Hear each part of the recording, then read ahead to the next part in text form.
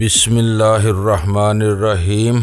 गुमनाम हीरो के मुअज़्ज़ज़ नाज़रीन, अस्सलामु अलैकुम। आइए चलते हैं कहानी की तरफ। ओह, इसने आंखें मूंद कर सिसकारी ली, फिर हौले हौले मुक्के ही लगा दो। कमरे में आने के बाद तो हर चीज घूमती हुई महसूस हो रही है। कहीं जालिमों ने आदि नशे बाजों वाली तेज कॉकटेल मुझे न पिला दी हो। इस वक्त मैं खुद को रुए जमीन का सबसे बड़ा अहमक तस्वर कर रहा था। एक खूबसूरत और चालाक औरत मुझे होश रुबा गमजे दिखा रही थी और मैं इस वक्त इससे बदजन होने के बावजूद इसकी बात मानने पर मजबूर था। मैं दिल ही दिल में अपनी मजबूरियों पर लानत भेजता हुआ इसके सरहाने पहुंच गया और इसके सर और पेशानी पर बंद मुट्ठियों से हल्की हल्की ज़रबें लगाने लगा। वीरा के हलक से ऐसी आवाजें बरामद होने लगी जैसे सर्दी खाया हुआ कोई कुतिया का पिल्ला काफी देर तक हवाओं में भटकने के बाद अपनी माँ के सीने से आ लगा हो। उसे सुकून मिल रहा था और मेरी हड्डियां झुलस रही थीं। इससे मेरे मुरासम बहुत बेतकल्लुफाना और खुसूसी नोयत के थे, लेकिन ऐसा पहली बार हुआ था कि वीरा की किसी फरमाइश पर मुझे मुक्केबाजी जैसा वो अहमकाना फरीजा अंजाम देना पड़ा हो। वीरा की इज़्तिरारी कैफियत और आवाजों को देखते हुए चंद सानियों के बाद मेरी खोपड़ी ठंडी होने लगी। अगर वो नाज दिखा रही थी तो असूलन मुझसे थोड़ी सी खिदमत कराने के बाद उसे मक्काराना मुस्कुराहट के साथ आंखें खोल देना चाहिए थी। वो बार बार आंखें खोलने की कोशिश कर रही थी, लेकिन हर बार बोझल पपोटे सुर्ख आंखों पर ढलक आते थे। मुझे यक बयक इसकी तरफ से तशवीश लाहक हो गई कि कहीं इसे शराब में जहर न दे दिया गया हो। मेरे वजूद में इश्तियाल की एक भयानक लहर सरायत कर गई और मैं मुट्ठियां बेचकर बिस्तर से उठ गया। इस वक्त मैक्स शराब खाने में मौजूद नहीं था और वीरा इसकी मेहमान थी, इसलिए वीरा के खिलाफ किसी शरारत या साजिश का तस्वर ही कमजोर नजर आता था। दूसरी तरफ ये बात भी यकीनी थी कि शराब खाने के अमले की मिली भगत के बगैर वीरा को शराब में कोई मुज़र चीज नहीं दी जा सकती थी। इस बारे में बारटेंडर का गिरेबान पकड़कर इससे जवाब तलब कर सकता था, लेकिन इसी लम्हे एक ख्याल की बाज़गश्त मेरे कदमों की जंजीर बन गई। कुछ देर कबल मैं खुद वीरा से कह रहा था कि हम अपने असल मिशन और मकसद पर निगाह रखने की बजाय बेहतरीन ज़िमनी मामलात में उलझते रहे थे, जिससे हमारा वक्त बर्बाद होता था। इस वक्त वीरा के साथ जो होना था वो हो चुका था। अगर मैं जोश में नीचे उतरकर शराब खाने में मार कुटाई में मुलव्वस हो जाता तो इसका अंजाम जो होता सो होता। इतनी देर वीरा किसी मुनासिब निगहदाश्त के बगैर कमरे में तन्हा पड़ी सिसकती रहती और कुछ पता नहीं कि इसका क्या हशर होता। इसलिए बेहतर यही था कि जोश में कोई कदम उठाने की बजाय वहीं रुककर वीरा की देखभाल की जाती। सस्ते शराब खानों के पेशावर मुलाजमीन आम तौर पर अच्छे लोग नहीं होते, क्योंकि आए दिन इनका वास्ता चोर उचक्कों और जुबारियों से पड़ता रहता है और जो शख्स जरूरत पेश आने पर इनके जबड़े तोड़कर उन्हें बाहर फेंकने की कुव्वत और अहलियत न रखता हो, उसे बहुत जल्द कोई नया पेशा इख्तियार करना पड़ जाता है। मैक्स का शराब खाना वैसे भी अच्छी शोहरत का हामिल नहीं था, लिहाजा इसकी गैर मौजूदगी में इसके पले हुए मुलाजमीन की भीड़ से उलझकर मैं सरासर खसारे में रहता और अगर नौबत पुलिस तक पहुंच जाती तो वीरा की मदद के बगैर मेरा बचना मुहाल हो जाता। ये ख्यालात ज़हन के पर्दे पर नमूदार होते ही मैं तेजी से वापस पलटा और नडाल वीरा को बिस्तर पर पेट के बल उल्टा लटकाकर इसका दहाना मुसहरी से नीचे लटकाकर इसकी पुश्त पर 2-3 पुरजोर थपकियां दी और फिर इसकी कमर पर जोर डालकर इसका पेट दबाने लगा। ये वही तरकीब थी जो पानी में डुबकियां खाए हुए शख्स का मैदा खाली कराने के लिए इस्तेमाल की जाती है। वीरा उकड़े उकड़े अंदाज में कराहती रही और फिर यक बारगी इसके मैदे ने सारा खाया पिया दाने के रास्ते बाहर निकाल दिया और ख्वाबगाह में हल्का सा तौफन फैल गया। वीरा के बिस्तर से लटके हुए दाने के नीचे कूड़े की बाल्टी मौजूद होने के बावजूद क्लीन का कुछ हिस्सा दागदार हो गया, लेकिन इस अमल के नतीजे में चंद मिनट बाद वीरा ने हाँपते हुए आंखें खोल दी। इसके सर में दर्द बरकरार था, लेकिन कह हो जाने के बाद मजमूई तौर पर इसकी तबीयत हल्की हो चुकी थी। मैंने तुम्हें परेशान कर दिया, वो निंदा सी आंखों से मेरी तरफ देखते हुए नकाहत आलूद मुस्कुराहट के साथ बोली। मैं तो नीचे बार टेंडर से लड़ने जा रहा था, लेकिन फिर तुम्हारी देखभाल का ख्याल आ गया। आखिर हुआ क्या था? गलती मेरी थी। वो सीधी होकर कोहनियों के सहारे बिस्तर से उठते हुए बोली, मैंने काउंटर पर सिर्फ इतना कह दिया था कि जरा अपनी मर्जी से मजे का एक पैग पिला दो और इसने दोनों बार तेज तरीन मुकामी शराबों की कॉकटेल पिला दी, जो अच्छे भले आदमी को भी बराह रास्त खोपड़ी में चढ़ती है। पता नहीं तुम्हारे कागजात तैयार होने तक मैं कैसे बर्दाश्त करती रही। ऊपर आते ही मैं उलट गई थी। मैंने रस्मन इससे आराम करने के लिए जरूर कहा, लेकिन अमलन इसे कालीन वगैरह की सफाई से रोकने की कोई कोशिश नहीं की, क्योंकि तौफन रफ्ता रफ्ता बढ़ता जा रहा था। वैसे भी इसकी कहानी सुनकर बेसाख्ता मेरा दिल चाहा था कि इसका सर किसी दीवार से लड़ा दूं। जब उसे मुकामी शराबों के बारे में थोड़ी बहुत मालूमात थी तो उसे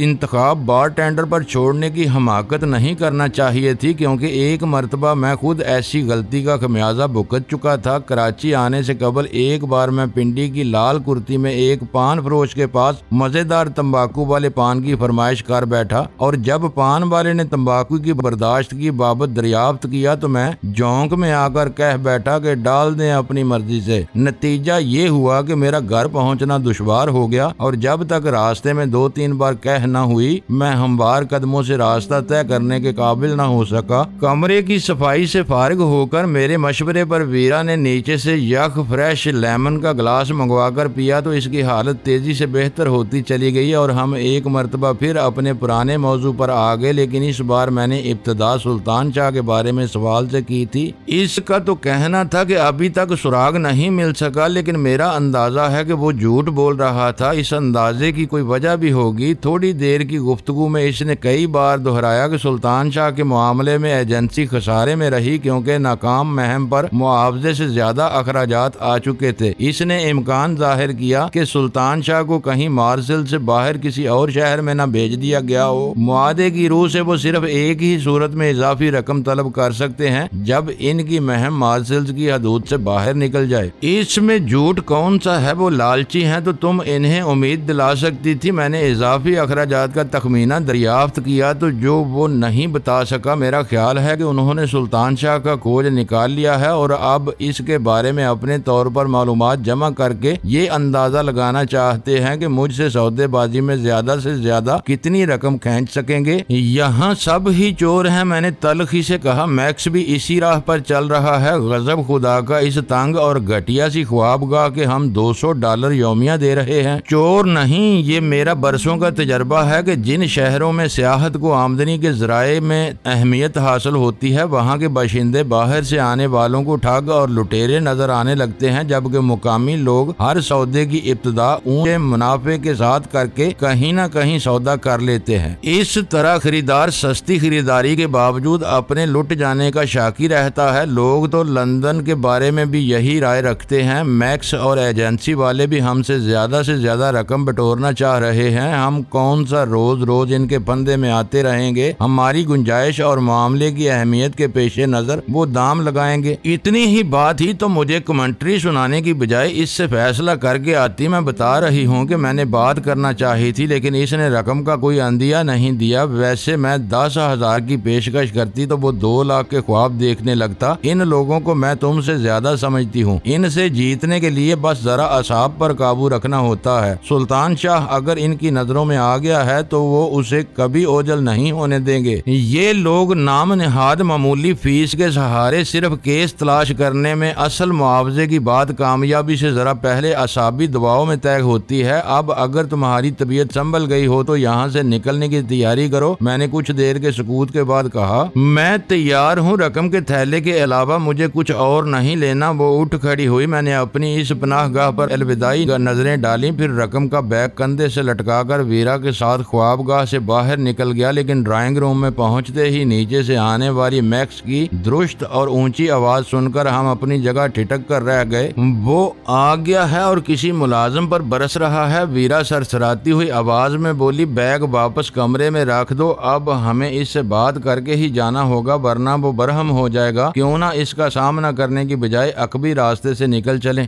वो शराब खाने में चिंगाड़ रहा है, इसका मतलब है कि इसने गैराज बाहर से मुकफ्फल किया होगा। अकबी जीनों से उतरने के बाद हम गैराज से बाहर न जा सकेंगे। मैं बुखलाकर ख्वाबगाह में घुस गया, क्योंकि इसी लम्हे वजनी कदमों की धमक के साथ मैक्स की गुराती हुई आवाज जीनों पर करीब होती हुई सुनाई देने लगी थी। वो शायद गुस्से में पैर पटक पटक कर सीढ़ियां अबूर कर रहा था और इसके तेवर खराब मालूम हो रहे थे। मेरे पीछे वीरा भी ख्वाबगाह में लौट आई और दरवाजा बंद करके आहिस्तगी से अंदर से बुलेट कर लिया। चंद सानियों बाद ही मैक्स की आवाज ड्राइंग रूम से सुनाई दी। फिर हमारी ख्वाबगाह का दरवाजा भी दड़दड़ा दिया गया। गया। इस बार मैंने दरवाजा खोला तो मैक्स को बिगड़े हुए तेवरों के साथ अपने मद्दे मुकाबल मौजूद पाया। इसके शानों पर से मुझे ड्राइंग रूम में एक और अजनबी चेहरा नजर आया जो इसी तरफ मतवज्जो था। खुदा का शुक्र है कि तुम ठीक ठाक हो, मैक्स ने मुझे नजरअंदाज करके बिस्तर से उठती हुई वीरा से अंग्रेजी में कहा। मैंने आते ही नीचे तुम्हारी खैरियत मालूम की तो पता चला कि नीचे तुम्हें रऊफ राइड कॉकटेल के 2 पैग सर्व किए गए थे जो किसी सांड को भी गिराने के लिए काफी हो सकते हैं। मैं अभी बार टेंडर को सख्त सुस्त कहता हुआ आ रहा हूँ, मगर मालूम होता है कि तुम रफ राइडर हजम कर गई। मेरा एक असूल है, मैक्स वो पुरएतमाद लहजे में बोली, जो शराब हजम न कर सकूं मैं इसे किसी कीमत पर हाथ नहीं लगाती। अपनी तरफ से फिक्रमंदी पर बात करते हुए वो ख्वाबगाह के दरवाजे के सामने आई तो ड्राइंग रूम में मौजूद शख्स पर निगाह पड़ते ही इसकी जुबान हकलाकर गंग हो गई। मैंने महसूस किया कि इसकी आंखों में खौफ और हरास सिमट आया था। ये मेहमान लेना जेराल्ड है, मैक्स अपने मेहमानों की तरफ मुड़ते हुए बोला। मकसद यही था कि अजनबी वीरा को अच्छी तरह देख ले और दूसरा इसका बॉयफ्रेंड चार्ल्स है। फिर वो वीरा से मुखातब हो गया। ये मेरा जिगरी दोस्त रिक मेलोन है। मैंने भांप लिया था कि मेलोन और वीरा एक दूसरे के लिए अजनबी नहीं थे और वो बात मेरे लिए खतरे की घंटी से कम नहीं थी। बहरहाल हम दोनों को बाहर निकलकर अजनबी से मिलना जरूरी था। मैंने इससे हाथ मिलाते हुए इसके पंजे पर खासा दबाव डाला जो वो किसी रद्द अमल का मुजाहरा किए बगैर खंदा पेशानी से सह गया। मैक्स इस वक्त भी नशे में था, इसलिए वीरा और मेलोन के चेहरों के तासरात पर गौर न कर सका और वो दोनों भी गुफ्तगू आगे बढ़ाने में एक दूसरे की पेशकदमी का इंतजार करते रहे। शायद दोनों को ही आगाज के लिए मुनासिब अल्फाज नहीं मिल रहे थे। तुम लोग एक दूसरे का तारुफ हासिल करो, मैं लिबास बदल कर आता हूँ। इजाजत हो तो सर पर थोड़ा सा पानी भी बहा लूं, सारा दिन पीते रहने से सर भारी हो रहा है, मैक्स ने मेलोन से मुखातब होकर कहा और इसने खुश दिली के साथ अपने मेजबान को इजाजत दे दी। यहाँ कैसे आए हो रिक? तखलिया मुयसर आते ही वीरा ने तजस्सुस अमेज सरगोशियाना लहजे में सवाल किया। शायद लॉटरी लेने। वो अपनी जेब से पिस्तौल निकालकर गोद में रखते हुए बोला। तुम्हें देखने से पहले मेरा ख्याल था कि मैक्स मेरा वक्त बर्बाद कर रहा था, लेकिन अब अंदाजा हुआ कि कभी कभी खोटा सिक्का भी काम दिखा जाता है। पिस्तौल दिखाकर मुझे मारूब करने की जरूरत नहीं। वीरा कदरे तुरश लहजे में धीमे लहजे में बोली। मुझसे खुलकर बात करो कि यहाँ क्यों आए हो और अभी किस लॉटरी का जिक्र कर रहे थे? मैक्स नहा रहा है इसलिए बताने में कोई हर्ज नहीं। वो आसूदा सी मुस्कुराहट के साथ पिस्तौल से खेलते हुए बोला। तुम्हें इल्म हो या ना हो कि आज सुबह गैरी हार्ट को एक फ्लैट में हलाक कर दिया गया। वहाँ एक औरत की लाश भी मिली है। इस वारदात के बारे में एक औरत और एक गैर मुल्की मर्द की कहानी सुनने में आई है। शी ने फौरी तौर पर गैरी हार्ट का जानशीन मुकर्रर कर दिया है, जिसके जरिए मार्शल्स में ताहुक्म सानी शी की तमाम सरगर्मियां मौकूफ करा दी गई हैं और पूरी टीम को तुम्हारी तलाश पर ममूर कर दिया गया है। शी की तारीख में पहली बार तुम्हारी तलाश पर $50,000 का खुसूसी इनाम मुकर्रर किया गया है और इस वक्त शहर भर में शी के 200 से ज्यादा अदना और आला कारकुन टीमें बनाए तुम्हें तलाश करते फिर रहे हैं। मैं भी इसी चक्कर में एक ओपेरा में भटक रहा था तो मैक्स मिल गया। मैंने सरसरी तौर पर मैक्स से जिक्र किया कि मुझे एक लड़की की तलाश थी, वो मिल जाती तो मेरे दिन फिर सकते थे। मैक्स समझा कि कोई भी लड़की चल जाएगी, इसलिए झट मुझे दावत दे बैठा कि इसके कब्जे में भी एक लड़की है जो मुझे पसंद आए तो वो सौदा कर लेगा। इस वक्त मुझे अंदाजा नहीं था कि मैक्स मुझे कितनी बड़ी कामयाबी की राह पर बढ़ने की दावत दे रहा था। ये बता कर के तुम्हारे बारे में शी के अहकाम जारी होने के बाद से पहले वाला रिस्क नहीं रहा हूँ। तुमने जरा भी गड़बड़ करने की कोशिश की तो मैं बहुत बुरी तरह पेश आऊंगा। वीरा सुनती रही और वो बोलता रहा। इस वक्त वही हिकमत अमली कामयाब भी थी, क्योंकि इस तरह हमें आने वाले बुरे हालात के बारे में ज्यादा इल्म हो सकता था। तो यूं कहो कि मार्शल्स की गोदियों पर हीरोइन की पुड़ियां बेचने वाला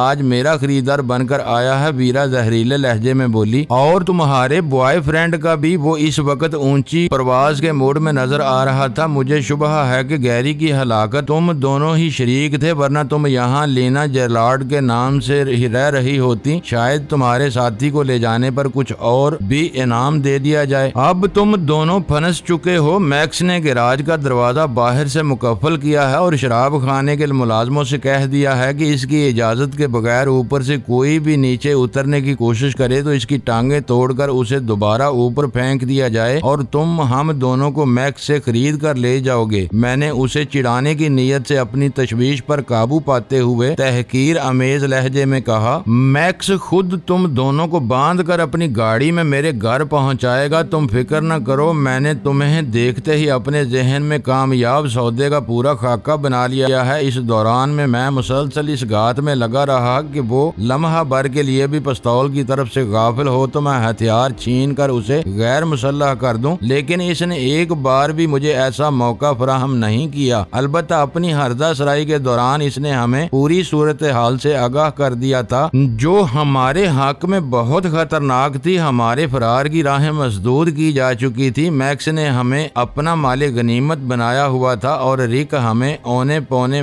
खरीदने के चक्कर में था। मेरा जहन इस बारे में बहुत तेजी से काम कर रहा था क्योंकि इस वक्त की जरा सी लग्जश हमारा मुस्तकबिल बर्बाद कर सकती थी। मेरे लिए खुशी की बात सिर्फ इतनी सी थी कि रिक ने मुजाहमत की सूरत में हमें हलाक करने की कोई धमकी नहीं दी थी, बल्कि ये भी कह बैठा था कि वो मैक्स के हाथों हमें बंधवा कर अपने घर ले जाने का इरादा रखता था, जिसका मतलब था कि शी की तरफ से वीरा को जिंदा गिरफ्तार करने के अहकाम जारी हुए थे। मैक्स के गुस्ल से फारग होकर आने तक हम दोनों एक दूसरे को खूंखार नजरों से घूरते रहे। वीरा ने थके हुए अंदाज में सोफे की पुश्तगाह से सर टिकाकर अपनी आंखें मूंद ली थीं। हो गया तफसीली तारुफ। मैक्स ने ड्राइंग रूम में आते ही खास तौर पर किसी से मुखातब हुए बगैर सवाल किया, फिर अपनी जगह संभालते हुए वीरा से बोला, अब तुम दोनों अपने कमरे में जाओ, हमें कुछ बात करनी है। वीरा ने सोफा छोड़ दिया मगर मैं अपनी जगह डटा रहा और नरम लहजे में बोला, हमें रिक ने बताया है कि तुम पर्दा फरोशी भी करने लगे हो। हमारा सौदा अगर हमारी मौजूदगी ही में किया जाए तो तुम्हारे लिए सूदमंद रहेगा। मेरी जुबान से वो बात सुनते ही मैक्स तैश में आ गया। इसका बायां हाथ घूमकर रिक मेलोन के मुंह पर पड़ा और वो कराहता हुआ अपने पिस्तौल समेत एक तरफ लुढ़क गया। ये क्या बकवास की है तूने, मैं तेरी हड्डियां चबा जाऊंगा। मैक्स आस्तीन चढ़ाते हुए आग बगोला होकर खड़ा हो गया और वीरा अपनी आंखों में इत्मीनान की चमक लिए वापस अपनी जगह पर बैठ गई। खुदा के लिए मैक्स होश में रहो। रिक दोनों हाथों को अपने चेहरे के सामने डाल बनाते हुए गिड़गिड़ाया, मैंने हमाकत में इन्हें कुछ बातें बता दी हैं, लेकिन ये अब हम दोनों को लड़वा कर अपना उल्लू सीधा करना चाहते हैं। तुम देखना कि मामला बन जाने के बाद मैं इन खबीसों से कैसा सलूक करता हूँ, फिर इससे पिस्तौल जरूर ले लेना। मैंने मैक्स को मजीद भड़काया। दामों में तनाजे की सूरत में ये हमें यहाँ से पिस्तौल के बल पर निकाल ले जाने की सोच रहा था। रिक मेलोन कद में मैक्स से निकलता हुआ और ताकत में बराबर ही रहा होगा, लेकिन इस वक्त मैक्स इस पर बुरी तरह हावी था। इसने किसी बाज की तरह झपट कर रिक के हाथ से पिस्तौल छीन लिया, साथ ही वो फ्रेंच में गुर्राने भी लगा था। मैक्स जरा पीछे हटा तो रिक ने मुश्किल खुद को अपनी निशिस्त में संभाला और मुझे कीना तोज नजरों से घूरने लगा। ले जा सकते हो तो मेरी मर्जी के बगैर, अब इन्हें हलाकर दिखाओ। मैक्स इसे कीना तोज नजरों से घूरते हुए घुराया, तुम दोस्त नहीं आस्तीन के सांप हो। मेरे सामने कोई मुतबादल रास्ता होता तो इसी वक्त तुम्हारी मनहूस सूरत पर थूक देता। तुम गुस्सा थूक कर इत्मीनान से अपना सौदा करो। मैंने मुरब्बियाना अंदाज में मैक्स से कहा, बस रकम लेकर अपनी जिम्मेदारी से यहीं सबकदोश हो जाना, हम रिक से निपट लेंगे। बकवास बंद करो। मैक्स ने गुस्से में मुझे झिड़क दिया। मैं भी इतना पागल नहीं हूँ कि बिला वजह की जिम्मेदारियां अपने सर लेता फिरूं। ये बड़ा सूरमा बना फिरता है, कुछ काम खुद भी करेगा। मैं फिर कह रहा हूँ कि तुम्हारा पहला फैसला दुरुस्त था। तुम इन दोनों को यहाँ से हटा दो वरना ये तुम्हें मुश्तिल करके आखिरकार ये सौदा बिल्कुल तबाह करा देंगे। इस बात की क्या जमानत है कि इनकी गैर मौजूदगी में तुम मुझे ठगने की कोशिश नहीं करोगे। ये मौजूद रहकर क्या कर लेंगे, इन्हें तो आखिरकार मेरे ही कब्जे में आना है। तुम्हारे लिए ये बेकार है और मैं तुम्हें मुआवजे में तुम्हारे तसव्वुर से ज्यादा रकम दूंगा। इजाजत हो तो तुम्हारे फायदे की एक बात बताऊं। मैंने बड़े अदब से मैक्स से दरियाफ्त किया। बक्को वो किसी भेड़िए की तरह गुर्राया। इस वक्त हकीकी मानों में हम तीनों तुम्हारे कैदी हैं। रिक मेलोन को तुमने देख लिया कि ये तुम्हारा दोस्त नहीं बल्कि एक जलील और खुद गर्द शख्स है, फिर तुम इसकी वजह से खसारे में क्यों रहो। खुली बोली लगवा दो, हम इसके ज्यादा दाम लगाएं तो इसे हमारे सुपुर्द कर देना। इसकी बोली ऊंची हुई तो ये हमें ले जाएगा। पहली बार रिक मेलोन के चेहरे पर एतमाद की रोशनी नजर आई और मैक्स बोला, ये तजवीज ज्यादा मुनासिब है। मेरी गर्ज सिर्फ पैसे से है। दोनों सूरतों में तुम तीनों ही इकट्ठे हो जाओगे। हमारी बोली कामयाब हुई तो हम इसे कहीं नहीं ले जाएंगे। मैंने साफ गोई से काम लेते हुए कहा, इसकी हड्डियां पसलियां तोड़कर यहीं डाल जाएंगे, इन्हें फंकवाना तुम्हारा काम होगा। इसके $600 फालतू होंगे, मैक्स कारोबारी लहजे में बोला। रिक मेलोन को इस शर्त पर जमाए रखने के लिए मैंने $600 पर खासी बहस की, जैसे रिक हमारी माली कमजोरी की दलील समझकर मुस्कुराता रहा और जब मैक्स ने झुंझलाकर 500 पर बात खत्म की तो वो जल्दी से बोल पड़ा और अपनी कामयाबी की सूरत में इतनी ही रकम मैं तुम्हें इन दोनों को अपने अड्डे पर पहुंचाने के एवज दूंगा। पहली बोली कौन देगा? मैक्स ने सवाल किया। इस वक्त बहुत अजीबो गरीब सूरत हाल पैदा हो चुकी थी जिसमें दो दुश्मन एक दूसरे की खरीदारी के लिए कोशां थे। मेरी अनोखी हिकमत अमली ने वीरा को मुतहैयर करके रख दिया था, क्योंकि मैक्स रकम का लालच में बहुत आसानी के साथ शीशे में उतर आया था। दूसरी तरफ रिक भी हमें माली तौर पर कमजोर समझकर झांसे में आ गया था और मैं इसे पूरी तरह दलदल में गर्क करने से कबल असलियत समझने का मौका नहीं देना चाहता था, इसलिए रकम के बारे में मोहतात रवश पर चल रहा था। ये हमें खरीदने आया था, इसलिए पहली बोली इसका हक है। मैंने बराह रास्त रिक मेलोन की आंखों में देखते हुए कहा, जो अपनी नखुवत की बिना पर सबकत के लिए तमाम फायदों से महरूम हो चुका था। शुरू हो जाओ। मैक्स बेताबाना लहजे में बोला, मैं देखना चाहता हूँ कि किस्मत की देवी आज मुझ पर कितनी मेहरबान है। $1000 रिक ने अपनी जगह पहलू बदलते हुए कहा। 1200 मैंने इत्मीनान से बोली बढ़ा दी। बतदरीज अंदाज में दोनों तरफ से रकम में इजाफा होते हुए जब रिक ने 10,000 की बोली लगाई तो वो सख्त बेआराम हो चुका था। इसकी पेशानी पर इस सर्द मौसम में पसीने के कतरे चमकने लगे थे। रिक की अगली बोली 12,000 की हुई तो इसकी आवाज कमजोर पड़ने लगी और इसी के साथ इसने एक ऐसा एतराज उठा दिया जो मैं खुद किसी मुनासिब मरहले पर उठाने वाला था। ये बेबुनियाद बोलियां लगा रहा है, मुझे यकीन है कि ये इतनी रकम फराहम न कर सकेगा। इसने एहतजाज किया। इससे कहो कि बोली आगे बढ़ाने से पहले नकद असासे जाहिर करे। वो बात मैक्स के मुफाद में जाती थी, इसलिए वो इस्तफसार नजरों से मेरी तरफ देखने लगा। मुझे ये शर्त भी मंजूर है, मैंने कहा, लेकिन रकम तुमको अलहदगी में दिखाई जाएगी वरना ये मुकाबले से भाग जाएगा। ये कहते हुए मैंने धड़कते हुए दिल के साथ वीरा को इशारा किया और वो उठकर तेजी से ख्वाबगाह में चली गई। तवक्को थी कि वो पूरी रकम जाहिर करने की हमाकत नहीं करेगी। मैक्स रिक के साथ एक गोशे में चला गया और ओट में जेबों से रकम निकालकर मैक्स को दिखाने लगा। इस मरहले पर मैक्स को कोई एतराज किया। रिक ने इसे समझाने की कोशिश की और दोनों में फ्रेंच में बहस का आगाज हो गया, जो मुझे अपने हक में सूदमंद महसूस हुआ था। आखिरकार मैक्स बुरा सा मुंह बनाए बरहमी के अंदाज में वापस लौट आया। इस असना में वीरा थैले के बगैर बाहर कमरे से निकल आई। इसने रकम कपड़े में लपेट रखी थी। मैक्स ने रिक से दूर जाकर रकम देखी और फिर गड्डियां टाने के बजाय अपनी जेबों में उड़सते हुए कमरे के वस्त में आ गया। खेल खत्म हो गया। इसने अंग्रेजी में ऐलान किया, रिक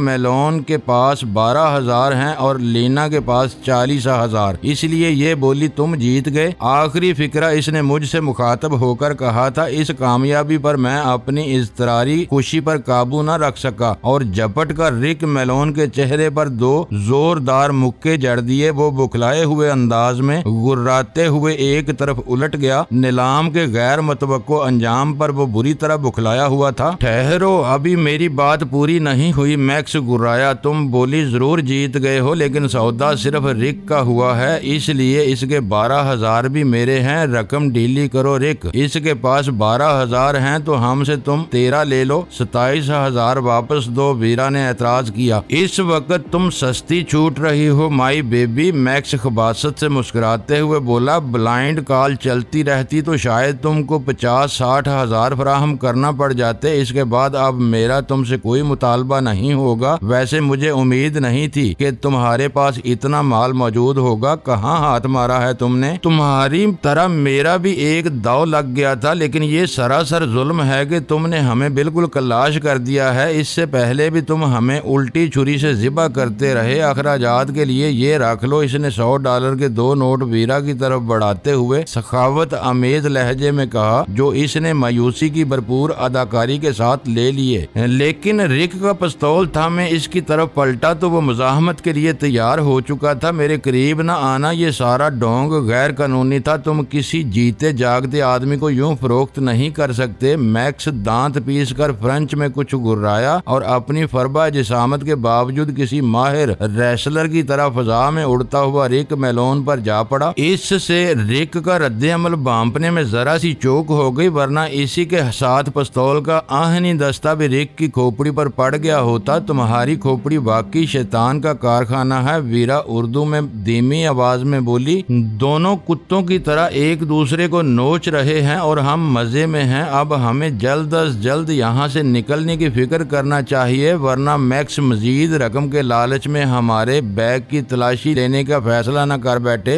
जरा सी देर में रिक का चेहरा लहूलुहान हो गया और वो किसी थके हुए सांड की तरह हाँपने लगा। मैक्स ने इसके बदन पर मौजूद कपड़ों के चीथड़े उड़ा दिए थे और वो किसी खून शाम दरिंदे की तरह बार बार रिक पर हमला आवर हो रहा था। दोनों की जेबों से नोटों की गड्डियां निकल कर कालीन पर बिखर गई थीं, लेकिन इस वक्त वो दोनों डॉलरों की गड्डियों को रौंदते हुए हिर्सो हवस के इस खूनी ड्रामे को इसके अंजाम तक पहुंचाने के लिए कोशां थे, जिसकी इब्तिदा ही पैसे के लालच से हुई थी। फिर न जाने क्या हुआ कि रिक को कालीन पर गिरे हुए अपने पिस्तौल की तरफ झपटने का मौका मिल गया। वो सूरत हाल बहुत नाजुक थी। अगर रिक किसी भी तरह गालिब आ जाता तो मैक्स के साथ ही हम दोनों भी गर्दिश में आ सकते थे, लिहाजा मैं भी मैदान में आ गया। रिक का हाथ पिस्तौल पर पड़ा ही था कि मेरे वजनी जूते ने इसकी कलाई बुरी तरह रौंद डाली और फिर बाएं हाथ से इसके बाल थाम कर मैंने इसे फर्श से सीधा खड़ा होने पर मजबूर कर दिया। वो मुझसे लिपट पड़ना चाह रहा था कि मैंने पीछे हटकर अपने और इसके दरमियान जगह बनाते हुए इसके चेहरे, पेशानी और कनपटियों पर पे दर पे ऐसे जोरदार राइट और लेफ्ट हुक बरसाए कि वो किसी अंधे की तरह अपना चेहरा दोनों हाथों में छुपाए लड़खड़ाता हुआ दूर जा गिरा, जहां मैक्स इसके इस्तकबाल के लिए तैयार था। इस वक्त मैक्स पर खून सवार हो चुका था। वो रिक को नीचे गिराकर इसके सीने पर चढ़ बैठा। मेरे घूंसों ने रिक की बसारत को शायद मफलूज कर दिया था, क्योंकि वो किसी अंधे की तरह फजा में हाथ लहरा कर मैक्स को गिरफ्त में लेने की नाकाम कोशिश करता रहा और इसी दौरान में मैक्स ने इसके दोनों बाजू बेरहमी के साथ अपने घुटनों के नीचे दबाकर इसके नर्रे पर हाथ डाल दिया। वहाँ जो कुछ हो रहा था हमारे हक में हो रहा था, बल्कि मैक्स हमारा काम अपने हाथों से अंजाम दे रहा था, इसलिए हम दूर खड़े तमाशा देखते रहे और मैक्स ने पूरी कुव्वत से रिक का गला घोंटना शुरू कर दिया। इस वक्त मुझे अंदाजा हुआ कि किसी मुकाबले में बजाते खुद शरीक होकर जोश और इश्तियाल में 10-5 हरीफों को मौत के घाट उतार देना बहुत आसान काम था, लेकिन दूर खड़े रहकर किसी दुश्मन की मौत का तमाशा देखना जोहरा गुदाज काम था, जो कम अज कम कमजोर दिल के किसी आदमी के बस का नहीं था।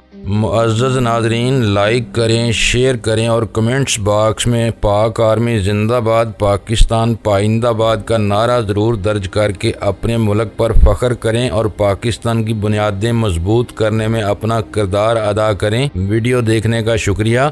मुअज़्ज़ज़ नाज़रीन, अपना ख्याल रखिएगा और हमारे चैनल का भी। ISI पाक आर्मी जिंदाबाद, पाकिस्तान पाइंदाबाद।